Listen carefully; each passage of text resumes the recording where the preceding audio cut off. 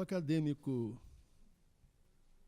Alberto da Costa e Silva, num pronunciamento, numa das nossas comemorações de aniversário da Academia, disse uma coisa muito certa, que a Academia era formada pelos 40 que faziam parte dela, mas que ficava muito tranquila de saber também dos demais escritores que mereciam estar nela e, por enquanto, aqui não se encontravam. Eu acredito que foi a partir desse pronunciamento que Ana Maria Machado, coordenadora geral dos ciclos desta casa, escolheu em boa hora a homenagem a alguns destes que aqui deveriam estar e que, pelas trapaças da sorte e as tramas do destino, não lograram ocupar uma cadeira. E, significativamente, Ana Maria Machado designou este ciclo de Cadeira 41.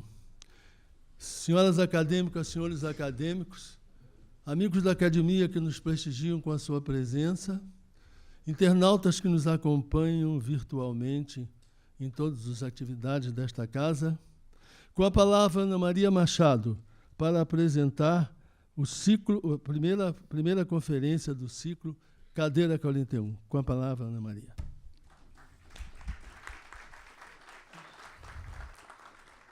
Muito boa tarde. Pegando aí o mote do nosso presidente, que lembrou esse comentário do acadêmico Alberto da Costa Silva numa conversa, realmente foi um dos pontos seminais da ideia para esse ciclo. E outro foi eu ter esbarrado numa frase de Antônio Cândido, em que eu não lembro mais onde, não sei exatamente quais eram as palavras, mas eu lembro de uma expressão que ele usa e que eu juntei com a ideia de Cadeira 41 para falar para fazer esse ciclo, para pensar nele, que Antônio Cândido dizia que, num país como o Brasil, uma das funções do intelectual é não descuidar da justiça cultural. E eu gostei da expressão justiça cultural, eu achei que podíamos juntar uma ideia de Cadeira 41, dos que ficaram de fora, e que são muitos mais do que... É um conjunto muito maior do que esse conjunto que nos compõe, ainda que nós tenhamos sucessivamente muito mais do que 40. E depois, um dia, conversando com Luiz Rufato, quando eu descobri que ele conhecia muito bem e acompanhava, enfim, com paixão, a história toda da Júlia Lopes de Almeida, eu disse, temos que começar por ela, porque eu acho que, em termos de justiça cultural, é uma fita inaugural da Cadeira 41, é começar por Júlia Lopes de Almeida, com Luiz Rufato, e vocês vão ver por quê. Luiz Rufato não é só o ficcionista polêmico que todo mundo ouve falar, porque fez um discurso em Frankfurt que chocou todo mundo lá. Mas eu acompanho, conheço, gosto imensamente do Luiz há muito tempo, convivendo muito menos do que gostaria, e eu sei, posso atestar, que ele é uma das pessoas que mais conhece a nossa literatura, é um leitor de literatura brasileira, fantástico, crítico, entusiasmado, então é muito bom trazê-lo aqui para falar de Júlia assim. Luiz Rufato é contista, romancista e poeta, foi escritor residente na Universidade de Berkeley, nos Estados Unidos, é colunista semanal do jornal El País Brasil, consultor de literatura do Instituto Itaú Cultural. Em 2016, recebeu o Prêmio Internacional de Literatura Hermann Hesse, na Alemanha. Entre seus romances, quer dizer, os seus romances publicados, além de variados ensaios, artigos e contos, enfim, mas os romances eles eram muitos cavalos, que esse título homenageia Cecília Meirelles e é um retrato maravilhoso de São Paulo, é um livro fascinante. De São Paulo, não necessariamente, né? Enfim, mas para mim, quando li, sempre era em São Paulo. Outro livro, De Mim Já Nem Se Lembra. Estive em Lisboa e lembrei de você. Flores Artificiais e Inferno Provisório. Além disso, lançou As Máscaras Singulares, um livro de poemas, Minha Primeira Vez, um de crônicas, e um infantil, A História Verdadeira do Sapo Luiz. Seus livros ganharam os prêmios Machado de Assis, da Biblioteca Nacional, da APCA, da Associação Paulista de Críticos de Arte, o Jabuti e Casa das Américas. Estão lançados na Alemanha, Argentina, Colômbia, Cuba, Estados Unidos, Finlândia, França, Itália, Macedônia, México e Portugal. Com vocês, então, falando sobre Júlia Lopes de Almeida, Luiz Rufato.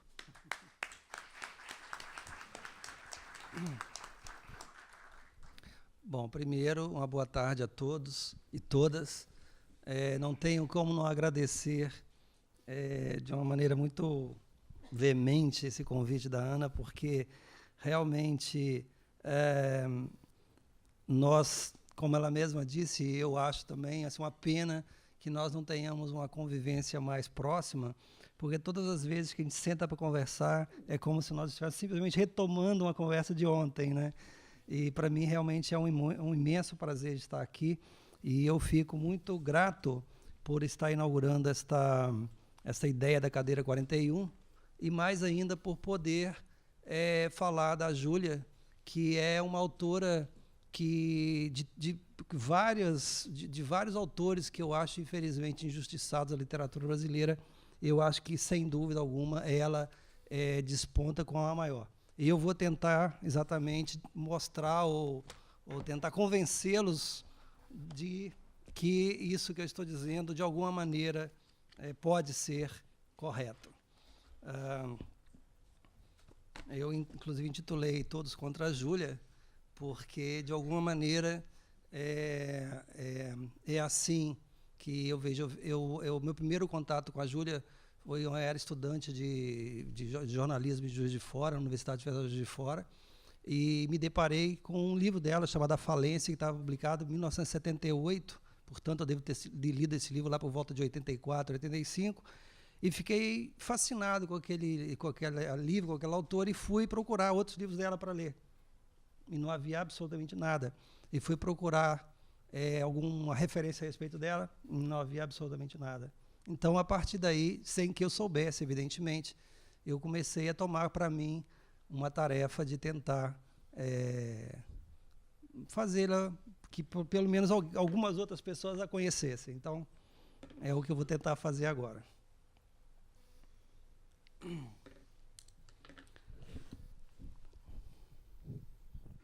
O maior ensinamento que talvez possamos extrair das pesquisas em física seja o de desmontar, ao longo dos séculos, a noção de verdade absoluta.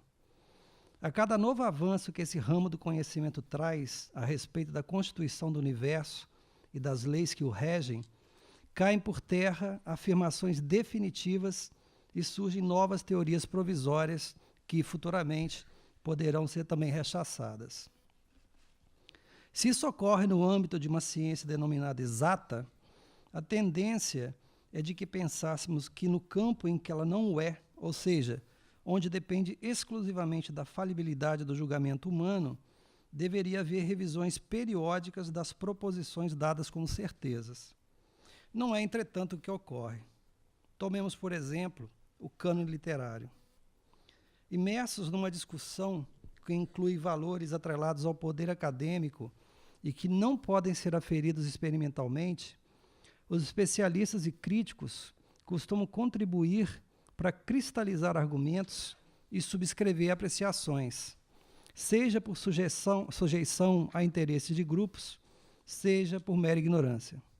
Daí, a rara prática do reexame de autores e obras e a imposição de uma leitura exclusivista e interessada da história literária que ocasiona injustiças gritantes e supervalorizações obscuras.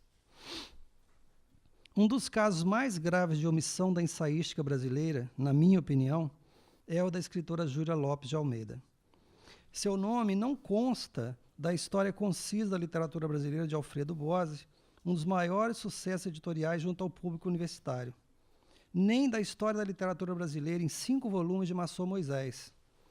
Tampouco a encontramos na extensíssima A Literatura no Brasil, 6 volumes dirigidos por Afrânio Coutinho e Eduardo Faria de Coutinho, nem nos 2 tomos de A Literatura Brasileira, Origens e Unidade, de José Aderaldo Castelo. Vamos nos deparar com a autora na história crítica do romance brasileiro de Temístocles Linhares, na história da inteligência brasileira de Wilson Martins e na história da literatura brasileira, prosa de ficção, de 1870 a 1920, da sempre magistral Lúcia Miguel Pereira, os 2 últimos comentadores entusiasmados de sua obra. Antes, porém, apresentemos a escritora.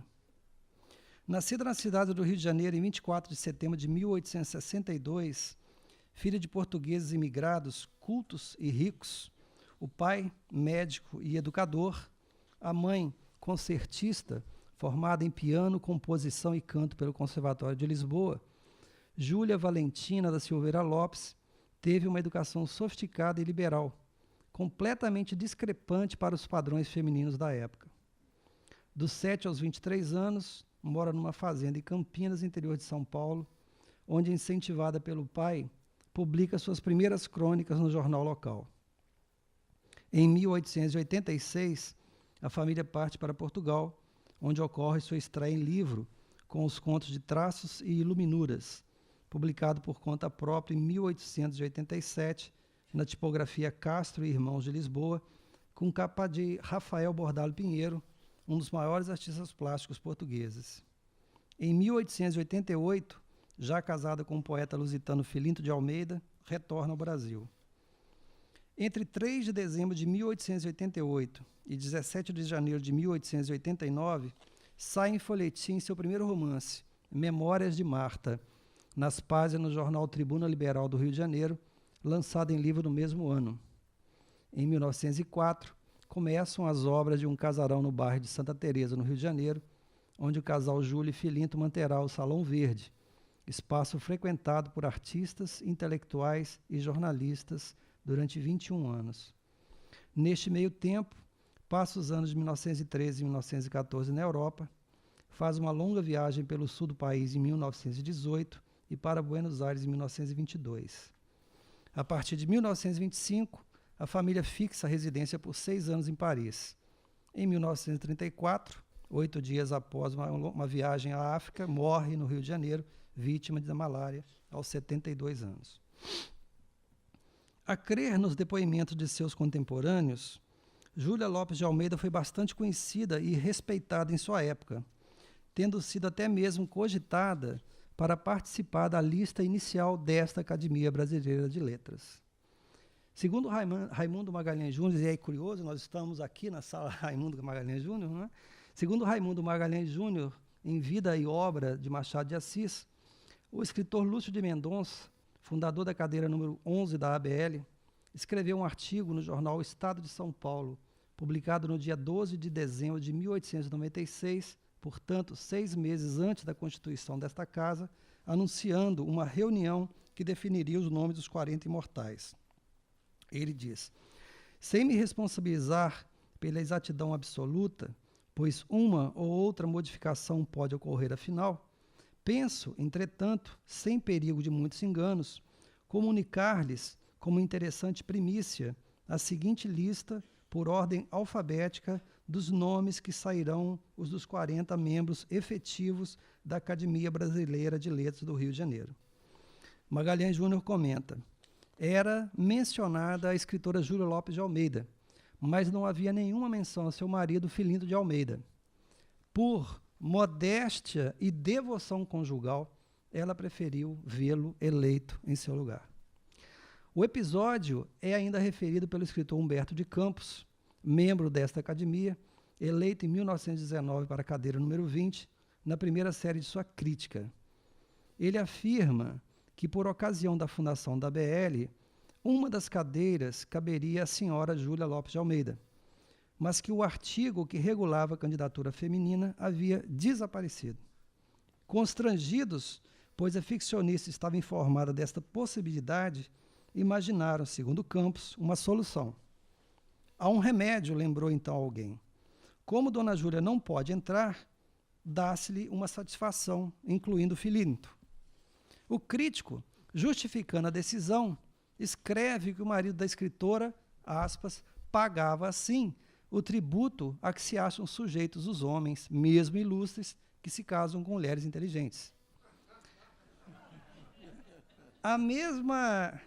É incrível isso, né? A mesma impressão causada pela modéstia e devoção conjugal de que fala Raimundo Magalhães Júnior pode ter influenciado o escritor e jornalista João do Rio a intitular o trecho referente à sua entrevista com a escritora, publicada no importantíssimo inquérito O Momento Literário, como Um Lar de Artistas, enquanto os outros capítulos são encabeçados pelo nome dos entrevistados, todos homens.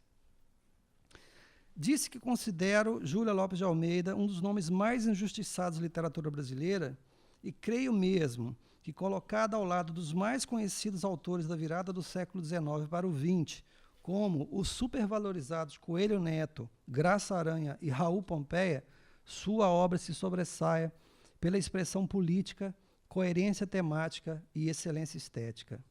Nisso, talvez a ombreie apenas Lima Barreto, tendo feito pela reflexão do papel da mulher na sociedade brasileira o que aquele fez pela questão do negro, com sua denúncia veemente contra o preconceito racial.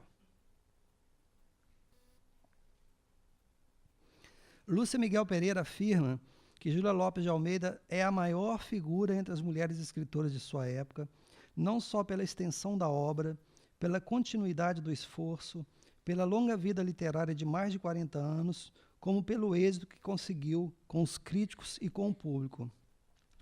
Todos os seus livros foram elogiados e reeditados, vários traduzidos, sendo que se consumiu em 3 meses a primeira tiragem da família Medeiros. Isso ela diz. Agora, esse entusiasmo da ensaísta com relação ao êxito junto à crítica e ao público da obra de Júlia talvez deva ser relativizado ou, melhor ainda, contextualizado. Autora de 10 romances, 3 coletâneas de narrativas curtas, 3 compilações de crônicas, 4 peças de teatro, 3 seleções de contos infantis e 6 livros de versos, entre relatos de viagem e conferências, pode-se falar, sem dúvida, em extensão da obra. Em vida, Júlia viu reeditados alguns de seus romances. Memórias de Marta, publicada em 1889, foi reeditada em 1899 e provavelmente uma outra edição no começo da década de 1930. A Família Medeiros, que é de 1892, teve reedições em 1894 e 1919. A Falência, que de 1901, teve uma reedição no mesmo ano e outra em 1902. Cruel Amor, que é de 1911, teve reedição em 1921 e 1928. E Correio da Roça, que publicado em 1913, talvez tenha sido o seu maior sucesso junto aos leitores, já que em 1987 era lançada a 7ª edição. No caso do livro de contos Ânsia Eterna, publicado originalmente em 1903, é possível que entre esta edição e a de 1938, póstuma, refundida pela autora, tenha havido outras, já que no prefácio dos editores consta, aspas, desde há muito esgotadas as primeiras edições desta extraordinária coleção de contos, e não cessando a sua procura nas livrarias, nem os pedidos à ilustre autora para sua republicação, resolveu ela, no último ano de sua vida, 1934, recompor a obra para esta nova edição, suprimindo alguns contos e acrescentando outros escritos mais tarde. Traduções, sua obra conheceu poucas. Os contos As Rosas, no Paris Journal de 16 de fevereiro de 1914, A Caolha, no jornal La Nation de Buenos Aires, de 22 de outubro de 1922, Os Porcos, no número 28 do tomo 17 da Revue de l'Amérique Latine de Paris, de março de 1929, e os romances Memórias de Marta e A Família Medeiros, no volume único de Nouvelles Brésiliennes, por uma editora francesa de Dunkerque.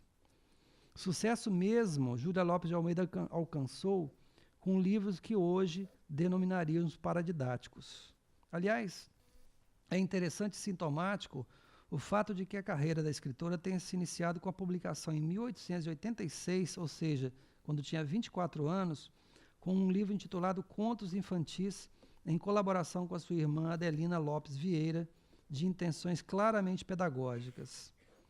Adotado oficialmente em todas as escolas primárias do Brasil a partir de 1891, o volume chegou a 17 edições até 1927. São 58 textos, alternando a prosa de ficção de Júlia e poemas próprios ou traduzidos de Adelina.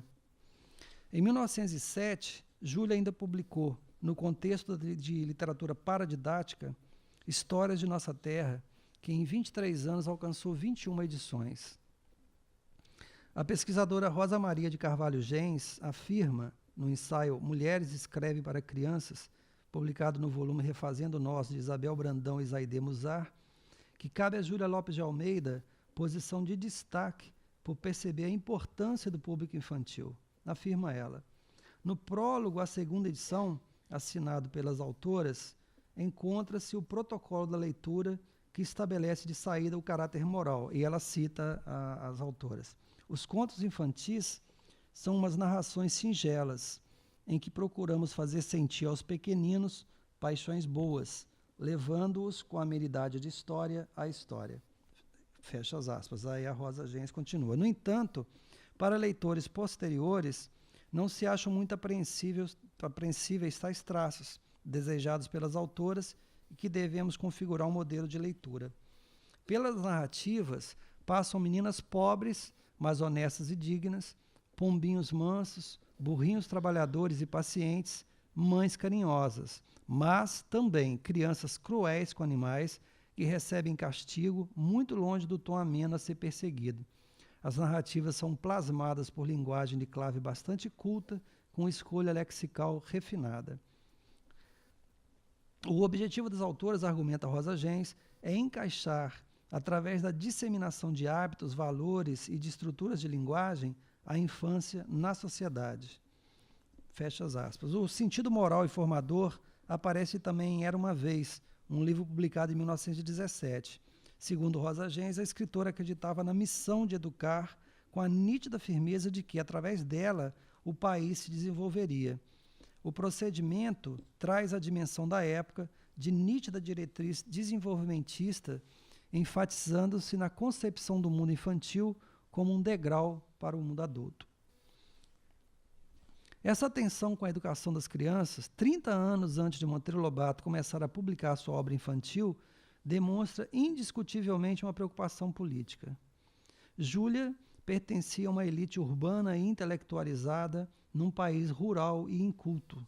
Só para termos uma ideia, em 1886, ano de lançamento de contos infantis, apenas 17% da população do Brasil era alfabetizada. Nessa conjuntura, defender valores morais burgueses num país que relevava a escolarização, principalmente a feminina, e cultuava valores aristocráticos rurais escravocratas, deve ser visto como algo bastante progressista e até mesmo revolucionário.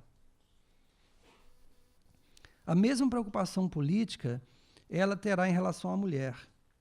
Inicialmente quinzenal e após o primeiro ano mensal, a Mensageira, revista literária dedicada à mulher brasileira, perdurou de outubro de 1897 a janeiro de 1900, como importante porta-voz das reivindicações das mulheres no período da República Velha, o direito à educação e ao voto, além de ter apoiado as lutas anticolonialistas e ter se batido pelo pacifismo. Coube a Júlia Lopes de Almeida apresentar a revista aos leitores e leitoras brasileiros. Em um interessantíssimo texto intitulado Duas Palavras, ela afirma: a mulher brasileira conhece que pode querer mais do que até aqui tem querido, que pode fazer mais do que até aqui tem feito. Esta revista, dedicada às mulheres, parece-me dever dirigir-se especialmente às mulheres, incitando-as ao progresso, ao estudo, à reflexão, ao trabalho e ao ideal puro que as nobilite e as enriqueça, avolumando seus dotes naturais.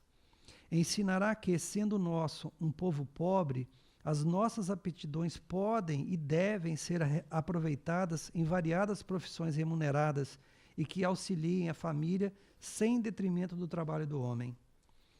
Este pensamento, embora prudente, era extremamente ousado em um país machista e paternalista. O feminismo pioneiro de Júlia Lopes de Almeida pode ser aferido também nas dedicatórias de alguns contos enfechados no volume Ânsia Eterna. Das 28 narrativas que formam a coletânea, tomando como base a edição póstuma de 1938, 18 são ofertadas, sendo 11 a famosos colegas das letras, a maioria muito provavelmente frequentadora do Salão Verde, os poetas Raimundo Correia e Olavo Bilac, os comediógrafos Arthur de Azevedo e Batista Coelho, este mais conhecido sob pseudônimo de João Foca, os romancistas Machado de Assis e Coelho Neto, os intelectuais Lúcio de Mendonça, Valentim Magalhães, Magalhães de Azeredo e João Luso, e o chargista Julião Machado. Mas o que interessa no caso são as 7 homenagens destinadas a mulheres, todas elas, como a própria Júlia, engajadas na luta pelo reconhecimento do papel da mulher na sociedade. 5 dos contos dedica-os a correligionárias de A Mensageira. A Morte da Velha, a Prisciliana Duarte de Almeida, diretora e fundadora da revista. A Boa Lua, a gaúcha Maria Clara da Cunha Santos, poeta e colaboradora assídua com a sua Carta do Rio. O Último Raio de Luz, a poeta fluminense e sua amiga íntima Júlia Cortines. A Casa dos Mortos, a poeta paulista Francisca Júlia. E as 3 irmãs, a Zalina Rolim, paulista de Botucatu, também poeta, mas mais conhecida como educadora. Júlia distingue ainda a poeta e dramaturga portuguesa Branca de Gonta Colasso, que possivelmente conheceu em uma de suas estadas em Lisboa com o conto Lote 587, e a jornalista e romancista espanhola Eva Canel, com o conto A Caolha, com quem provavelmente manteve contato durante sua viagem a Buenos Aires em 1922, cidade onde essa morava à época. Tivesse Júlia Lopes de Almeida, abolicionista e republicana, se limitado a colaborar em jornais e revistas, sempre defendendo a importância da educação das crianças e a valorização da mulher, já lhe caberia um honroso lugar de uma das mais importantes vozes femininas e feministas brasileiras. Mas Júlia fez mais que isso. Deixou-nos romances refinados, onde descreve com elegância e precisão as encruzilhadas da mulher na sociedade brasileira dos fins do século XIX e princípios do século XX, não se esquivando de enfrentar temas complexos e polêmicos para a época, alcançando, segundo o juízo de Wilson Martins em sua História da Inteligência Brasileira, o ponto mais alto no nosso romance realista. Sua primeira narrativa de ficção, redigida entre 1885 e 1886, Memórias de Marta, apareceu em folhetins na Tribuna Liberal do Rio de Janeiro entre 3 de dezembro de 1888 e 18 de janeiro de 1889, com a seguinte apresentação do redator. Aos merecimentos que com justiça encarecemos, reúne esse trabalho literário os de seu original, brasileiro e escrito por uma senhora. Curiosamente, o livro antecipa o tema da obra-prima de Aloysio de Azevedo, O Cortiço, publicado em 1890.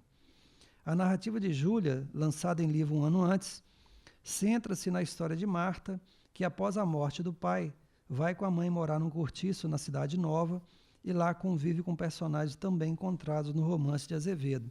A família de portugueses miseráveis, a moça bonita que termina na prostituição, a ganância do proprietário das casas. Enfim, num ambiente promíscuo e vicioso, Marta tenta sobreviver dignamente e, embora chegue a formar-se professora, somente por meio de um casamento de conveniência consegue deixar para trás aquela vida de privações. Em um depoimento escrito, revelado pela pesquisadora Rosane Saint-Denis Salomone, Júlia afirma que este primeiro ensaio de romance foi feito sob a impressão de certas observações infantis. Júlia confessa que as cenas brutas do livro foram pressentidas através do muro que dividiu o meu colégio de um movimentado cortiço de São Cristóvão. Aquele ambiente imprimiu à minha sensibilidade de menina muita melancolia.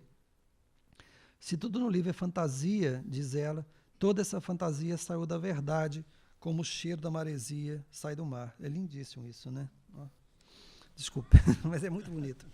Esse romance, destaca Salomone, no prefácio à 4ª edição de 2007, mostra a aguda consciência que a ficcionista tinha das diferenças sociais existentes na capital do Império no final do século XIX e da qual ela, junto à temática do universo feminino, não poderia se eximir de retratar sob pena de falsear a verdade. Preocupações, afinal, que iriam nortear toda a produção romanesca da autora.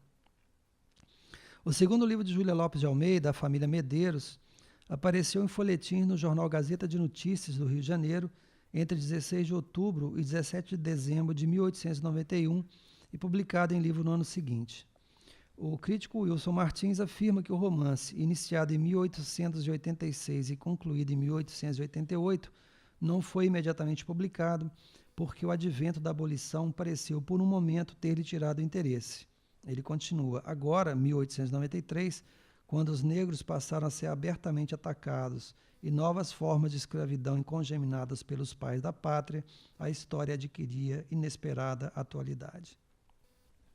Martins questiona alguns defeitos do livro. Ele diz: diálogos artificiais, notas de rodapé explicando ou justificando peculiaridades da língua, de vocabulário ou de costumes, e, bem entendido, a intenção moralizante. Os personagens dividem-se em dois grupos nítidos: os escravocratas, todos criminosos, perversos e desumanos, contrastando com os abolicionistas, todos nobres, generosos e esclarecidos. Ainda assim, Martins não tem dúvida em apontá-lo como o melhor romance publicado naquele ano, o que não é pouco se levarmos em consideração serem estes os passos iniciais da autora. O único de seus romances totalmente ambientado no meio rural, na região de Campinas, onde Júlia morou entre os 7 e 23 anos, é também o mais distante da sobriedade estilística que redundaria em suas melhores obras, A Viúva Simões e A Falência, ambas da primeira metade do século XX, embora Temístocle Linhares, em sua história crítica do romance brasileiro, veja nele propriedades relevantes a ponto de considerá-lo um dos melhores que a autora escreveu. Fruto de sua experiência pessoal, A Família Medeiros evoca a vida do lavrador brasileiro, dos escravos, das sinhás e das sinhazinhas, os problemas do campo, o drama dos infelizes atacados da Morféia, como relembra sua filha Margarida Lopes de Almeida no documento inédito Biografia de Dona Júlia, acrescentando: os seus olhos observavam, a sua alma inundava-se de comoção, de revolta, de desespero e de piedade. A escritora portuguesa Guiomar Torrezão, em artigo na revista Mensageira de 15 de junho de 1899, chega mesmo a comparar com exagero A Família Medeiros ao clássico anti-escravagista Cabana do Pai Tomás, da norte-americana Harriet Beecher Stowe, lançado em 1852. Em 1895, Júlia volta a usar as páginas do jornal Gazeta de Notícias para publicar outro folhetim, A Viúva Simões, lançado em livro em 1897. Wilson Martins, normalmente econômico em elogios, afirma ser esse um excelente romance de grande força dramática, escrita num estilo brilhante e enxuto, com perfeito desenvolvimento narrativo. A bela viúva do comendador Simões, mulher honesta e recatada, mãe discreta e dedicada, vê-se no centro de uma avalanche emocional ao reencontrar, depois de 20 anos, um antigo namorado ainda solteiro, galante e sedutor. Atiçada em sua sensualidade reprimida, ela não mede esforço para reconquistar seu amor, enfrentando tudo e todos para alcançar a felicidade, colocando-se contra até mesmo sua filha, quando essa, sem o saber, disputa-lhe o mesmo homem. Um fino estudo que acompanha a derrocada vertiginosa de um lar burguês do entre séculos, ou, nas palavras de Temístocle Linhares, um romance bem urdido em todos os seus episódios, ao lado das personagens que se impunham ao leitor como realmente vivas e atuantes, complementadas pela sutil análise psicológica. João do Rio, numa célebre reportagem com a escritora publicada em Momento Literário, afirma: este cenário, trechos da Gamboa, trechos centrais, torres de igreja, a cúpula da Candelária, tetos envidraçados dos frontões, altas chaminés das fábricas, palácios, casas miseráveis, pedaços de mar obstruídos de mastro, lembra-me sempre aquele livro seu, A Viúva Simões. Não imagina a impressão desse trabalho na minha formação de pobre escrevinhador, ele diz. E anota: há muita gente que a considera o primeiro romancista brasileiro. Isso nos primeiros anos do século XX, já que as entrevistas foram publicadas no jornal Gazeta de Notícias ao longo de 1904 e 1905, antes de serem fechadas em livros 2 anos depois. Neste momento, Júlia está em plena posse de sua arte narrativa. Em 1901, publica aquele que venceu o ponto alto de sua obra, A Falência, uma narrativa que se insere na corrente realista brasileira, que, nascendo nas melhores páginas urbanas de José de Alencar, realiza-se à perfeição em Machado de Assis. Parece que a autora tinha plena consciência da importância desse excelente romance de inspiração hessiana, conforme palavras de Wilson Martins. Em nota escrita provavelmente em 1932 ou 1933, a autora relembra: escrevi esse romance 2 vezes, a primeira em solteira, e dessa primeira fatura figuram 2 capítulos do meu livro de contos Traços e Luminuras, escrito ainda com meu nome de solteira. Esse romance rasguei-o, sentindo que lhe faltava o que o seu assunto exigia e que só depois de mulher eu poderia dar completamente conhecimento da vida. A ideia ficou cantando no meu espírito e só depois de muitos anos de casada e 5 vezes mãe foi que eu escrevi do primeiro ao último capítulo definitivamente. Fecha as aspas. Também José Veríssimo, contemporâneo da autora, afirma em 1905, na 5ª série de seus estudos de literatura brasileira, que com a falência, Júlia Lopes de Almeida toma decididamente lugar, e não só menos, entre os nossos romancistas. Crítico exigente, Veríssimo afirma: os acostumados a julgar esta espécie de obras, se leram outros livros da autora, não custarão a perceber que é um livro trabalhado, mas daquele trabalho que honra e eleva o artista ao invés de diminuí-lo. Julgando-o em comparação com a nossa produção somente, esse novo romance de Dona Júlia é obra de merecimento, de bastante merecimento, sem ser, entretanto, nem uma obra superior, nem uma obra forte, como hoje se diz. Finalmente conclui, dizendo que um dos melhores elogios a este livro é o de que se trata de um escritor já na posse de todos os seus meios. Estranhamente, no entanto, Veríssimo omite o nome da autora em sua importante História da Literatura Brasileira, publicada em 1916. Rosane Sendenis Salomone afirma que no mesmo ano em que foi publicado, A Falência alcançou uma 2ª edição devido ao apreço do público e uma 3ª edição no ano seguinte. Fato é que este é um dos poucos romances de Júlia que não passou antes pelo crivo dos leitores dos jornais, já que não saiu em folhetins, o que tinha ocorrido com os 3 primeiros títulos e o que aconteceria também com o subsequente A Intrusa. De A Falência, disse Wilson Martins: muito bem escrito e sustentando até o fim a sombria nota dramática, o romance de Júlia Lopes de Almeida, influenciada por essa de Queiroz, nada perderia, entretanto, na comparação com os melhores livros do mestre. A Falência, estudo do meio carioca ao tempo das dramáticas derrocadas comerciais provocadas pelo encilhamento, como bem define Margarida Lopes de Almeida, é sem dúvida uma obra-prima da literatura brasileira. A ação se passa na última década do século XIX, logo após a implantação da República, época das grandes especulações financeiras na Bolsa de Valores. O comerciante português Francisco Teodoro é um burguês em ascensão, dono de um palacete, pai de 3 filhas e um filho, um homem exemplar, chefe de uma família exemplar nas aparências. Na verdade, sua mulher Camila possui um amante, o Dr. Gervásio, médico que priva da amizade do marido sem que ele perceba a traição. O filho mais velho, Mário, sabendo do caso extraconjugal da mãe, vinga-se, gastando dinheiro com mulheres e farras.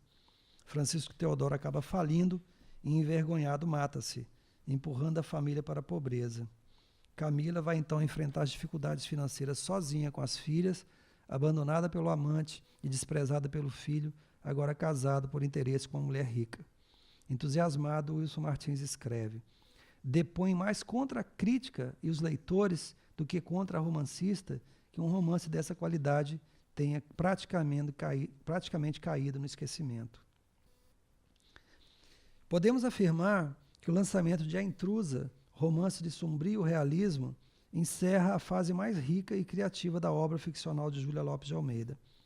Publicado em folhetins no Jornal do Comércio ao longo de 1905, em um livro 3 anos depois, mereceu de Aloysio Azevedo o elogio de adorável romance, que, confessa, leu de uma sentada, chamando-o de Charlotte Bronte brasileira, conforme correspondência datada de Buenos Aires, de 7 de setembro de 1912.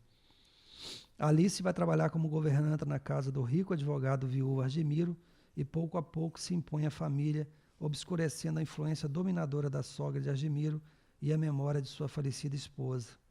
Elódia Xavier, no prefácio à terceira edição do livro, publicado em 1994, ressalta que Júlia, com a sua apologia do trabalho, aponta para a mulher um caminho eficiente para a realização de suas ambições, que no âmbito restrito da época se reduziam a ser mãe, esposa e dona de casa. A protagonista do livro, Alice, obrigada a buscar seu sustento, faz do trabalho um caminho eficiente de ascensão social e do casamento meio lícito de enriquecimento.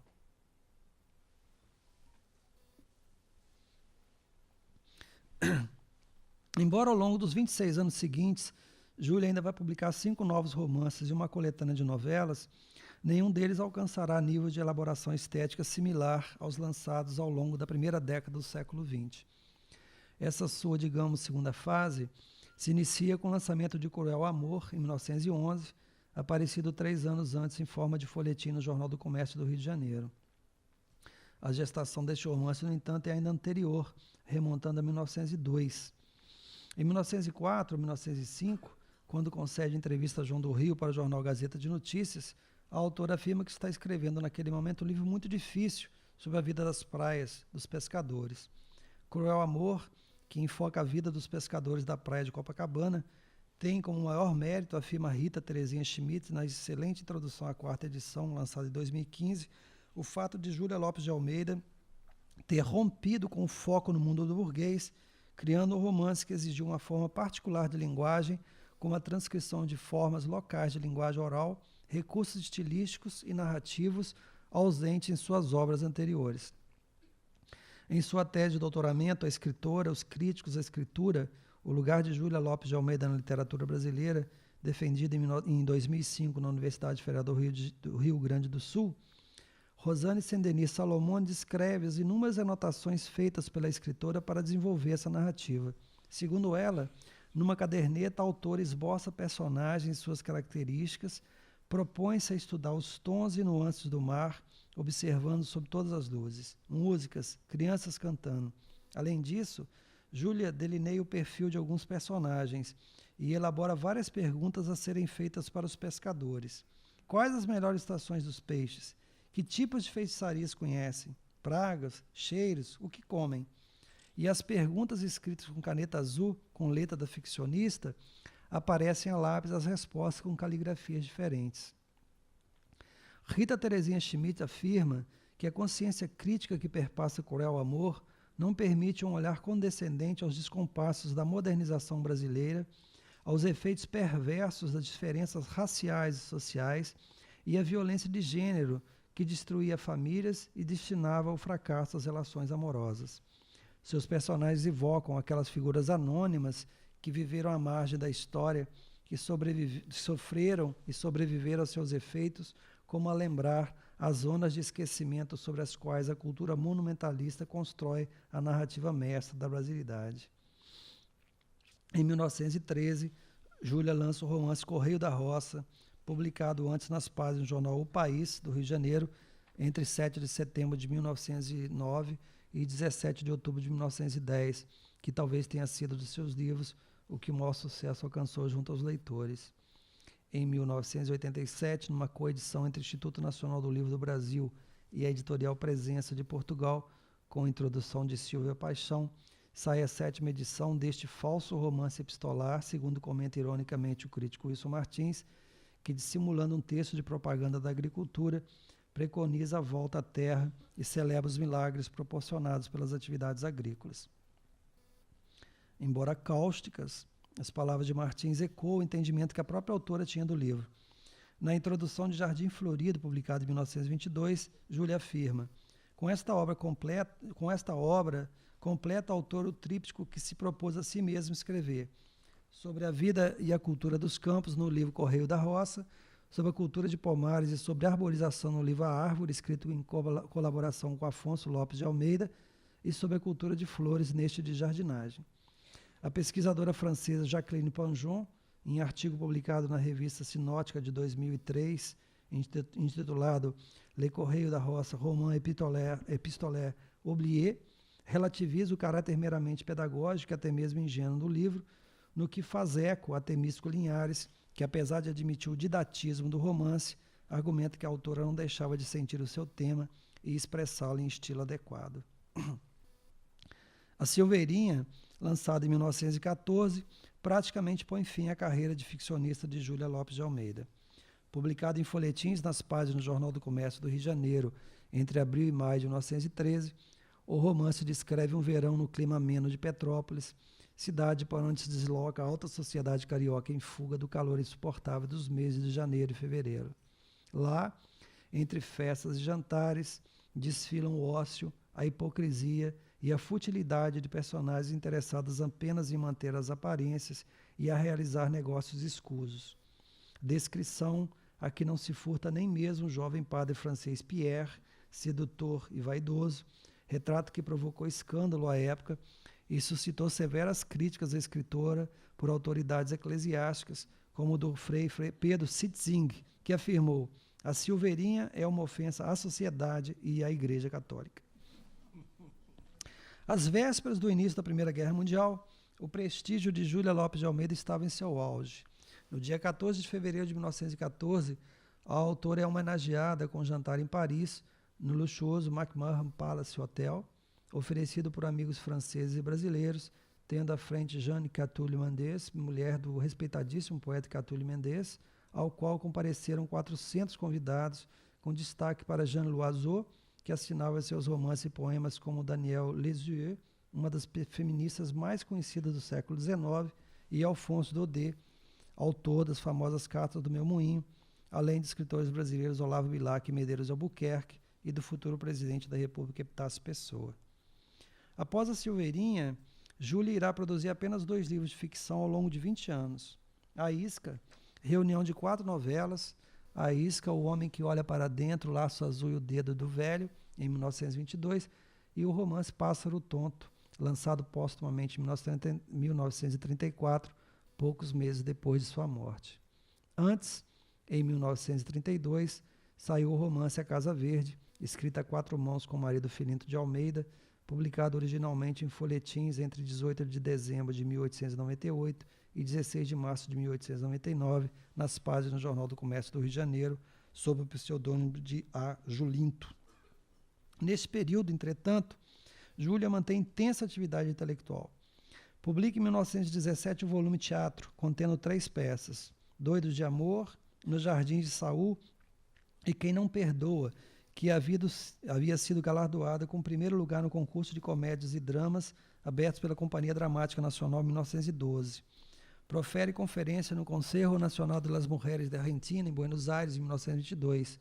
No mesmo ano, participa com a líder feminista Berta Lutz da organização do primeiro Congresso Feminino do Brasil, realizado no Rio de Janeiro, com a presença da ativista norte-americana Carrie Chapman Catt, e convive com a nata dos escritores, jornalistas e artistas nacionais e estrangeiros no Salão Verde, que comandou entre 1904 e 1925 em sua casa em Santa Teresa.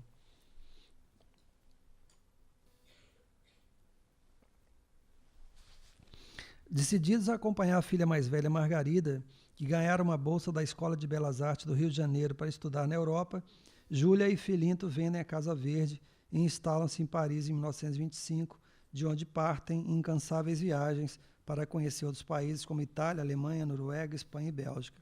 Nesse período, a autora trabalha na reescritura de seu primeiro romance, Memórias de Marta, reeditado possivelmente em 1929, com episódios modificados, segundo Rosane Saint-Denis e Salomone, pela livraria Trochy-Leroy de Paris, e redige seu derradeiro romance Pássaro Tonto. Ambientado na capital francesa, esse livro artificial e falso, segundo Wilson Martins, demonstra certo desânimo, desconforto, até mesmo a desistência ou afrouxamento de energia e força com o que até então conduzira, nas palavras da ensaísta Norma Teres, em Encantações, Escritoras e Imaginação Literária no Brasil, século XIX. De volta ao país, em 1931, Júlia vai se dedicar a rever a coletânea Ânsia Eterna, livro originalmente publicado em 1903, suprimindo 5 contos e acrescentando outros, e que só aparecerá postumamente em 1938. Lúcia Miguel Pereira, num julgamento do qual discordo, Chega a afirmar que os contos de ânsia eterna parecem, todavia, sua melhor obra, aquela em que, sem nada perder de sua singeleza, ela aproveitou com mais arte os seus recursos de escritora e deixou mais patente a sua sensibilidade. Com sua morte em 1934, provocada pelas complicações de uma malária, 8 dias após a volta de uma viagem de 3 meses a Moçambique, onde fora resgatar a filha Lúcia, adoentada, as netas e o genro, o nome de Júlia Lopes de Almeida foi varrido da história literária brasileira. O longo período transcorrido fora do país, a ausência de publicação de novos títulos, seu último livro de relevância, A Intrusa, saído em 1908, e a ideia de tratar-se de uma autora pré-modernista, conceito vazio e destituído de qualquer significado, mas servilmente seguido pela crítica, podem, sem dúvida, ter contribuído para que a sua obra desaparecesse do mercado e seu nome sumisse dos manuais. Podemos ainda imputar parte dessa responsabilidade aos modernistas da primeira hora, desejosos de romper radicalmente com o passadismo beletrista rançoso e reacionário. Os moços de São Paulo difundiram a ideia de que tudo que fora produzido imediatamente antes de 1922 deveria ser categorizado como de duvidosa qualidade estética. Com isso, enterraram na vala comum autores medíocres, mas também escritores importantes, uns rapidamente recuperados, como Lima Barreto, outros tardiamente, como João do Rio, e outros ainda, como Júlia Lopes de Almeida, na fila de remissão. Mas isso apenas não basta para explicar o silêncio que recaiu sobre Júlia Lopes de Almeida. Numa época que às mulheres cabia o papel de dona de casa submissa e ignorante, ela impôs-se no meio intelectual. Brito Brock, em A Vida Literária no Brasil, 1900, afirma que quando Júlia entrou a escrever nos jornais por volta de 1885, encontrou ainda forte barreira de preconceito contra as mulheres escritoras.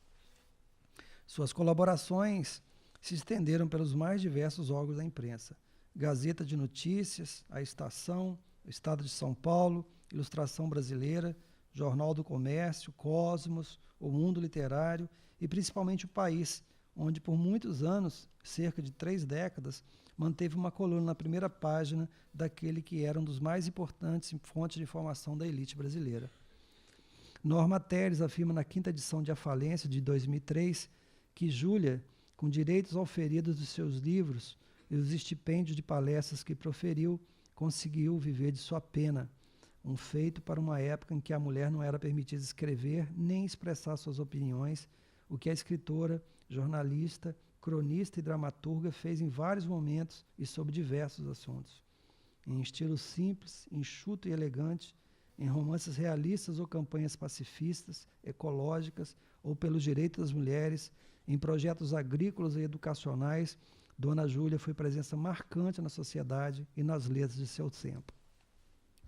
A ensaísta norte-americana Peg Sharp, no 2º volume de Escritoras Brasileiras do século XIX, declara que a obra de Júlia revela as tensões, as contradições e os conflitos da mulher brasileira da época, resultante de um processo de modernização caracterizado pelos novos códigos sociais, econômicos e políticos. O que nos leva a interrogar, como fez em 1987 Temístocles Linhares em sua exaustiva História Crítica do Romance Brasileiro, como explicar o seu injusto esquecimento. Ou ainda, ecoar as palavras de Wilson Martins, que em sua História da Inteligência Brasileira, ainda na década de 70, reivindicava: é ela, um dos nossos romancistas do passado, a exigir urgente releitura e reavaliação.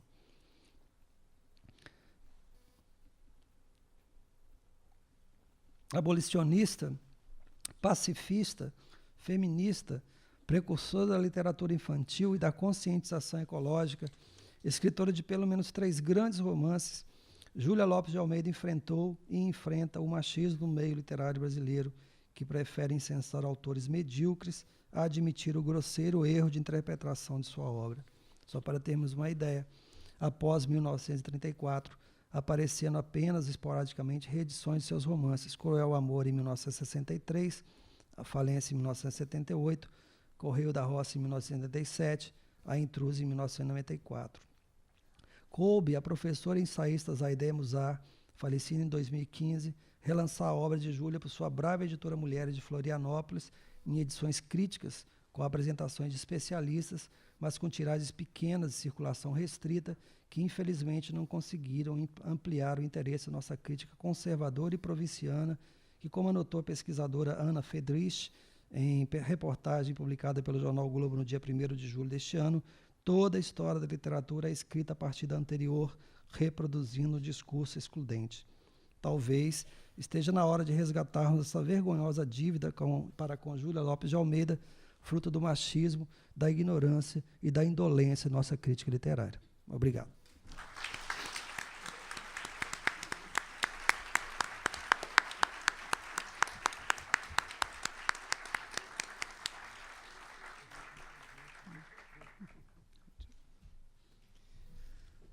Bom, eu acho que falo em nome de todos ao dar os parabéns e agradecer a Luiz Rufato por ter trazido esse texto e essa revisita, esse reexame de Júlia Lopes de Almeida, com o qual nós começamos também um certo reexame do cânone na medida em que comparamos o que veio para a academia, o que nos constitui e vários nomes que ficaram de fora.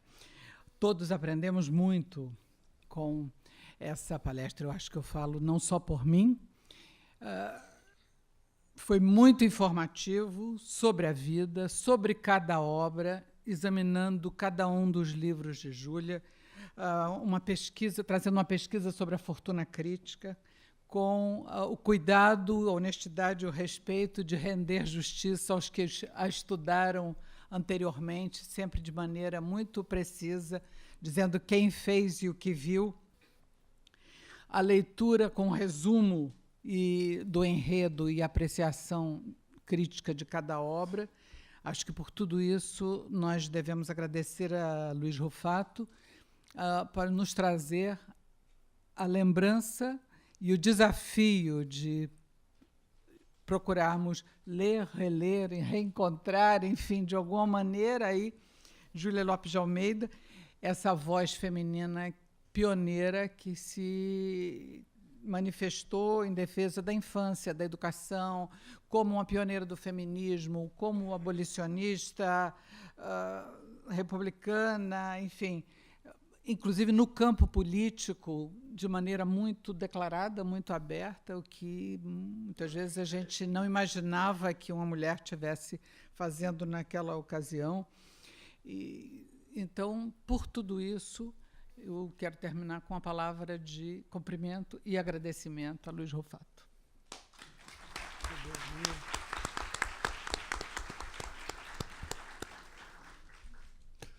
A reparação e o reconhecimento continuarão no dia 11 de julho, terça-feira, com a palestra da conferencista Valéria Lamego, que nos dirá de Lúcio Cardoso.